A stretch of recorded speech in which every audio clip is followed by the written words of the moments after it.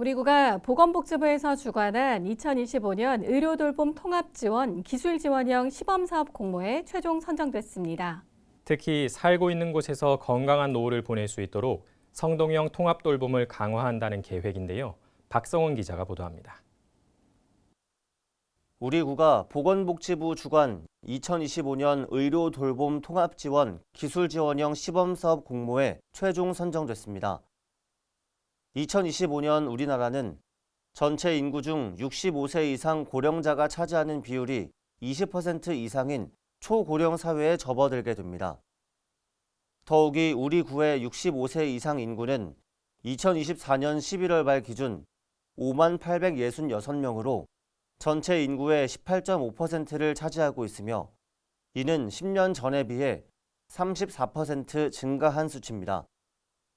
2026년 3월 의료 요양 등 지역 돌봄의 통합 지원에 관한 법률이 시행될 것으로 예정됨에 따라 보건복지부는 법 시행에 앞서 지난 11월 의료 돌봄 통합 지원 기술 지원형 시범 사업을 수행할 지방자치단체를 모집했는데요. 이는 지역 돌봄의 표준 모형을 제시하고 통합 지원 체계를 확신하기 위한 사업으로 고령층이 살던 곳에서 계속 거주하면서 안정적인 삶을 유지할 수 있도록 하기 위해 분절적으로 운영되고 있는 의료 복지 서비스를 대상자 중심으로 통합사례 관리하고 지역 내 다양한 제공기관과의 연계를 통해 필요한 의료 돌봄 서비스를 제공하는 것을 뜻합니다. 시범사업 선정을 위해 사업 추진 의지와 역량, 사업 내용의 타당성, 지역 특성 등을 종합적으로 평가한 결과 우리 구가 35개 시군구 중 한 곳으로 최종 선택됐는데요. 이에 우리 구는 내년 1월부터 전문적인 교육 및 컨설팅 등 기술 지원, 국민건강보험공단과의 협업체계 구축 지원 등을 받게 될 예정입니다.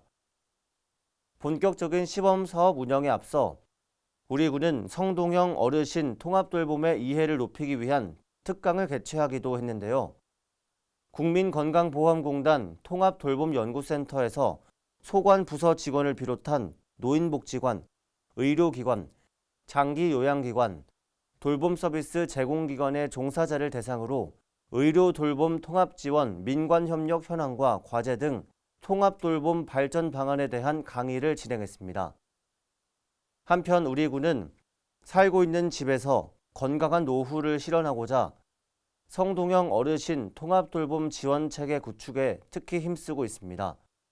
효사랑 건강주치, 돌봄 SOS 등 의료 돌봄 서비스 강화, 낙상 방지 안전용품 및 맞춤형 집수리 지원, 스마트 헬스케어 센터 설치 등 다양한 특화 사업을 병행 추진함으로써 지역사회 내에서 연속적이고 통합적인 돌봄을 지원하고 있습니다.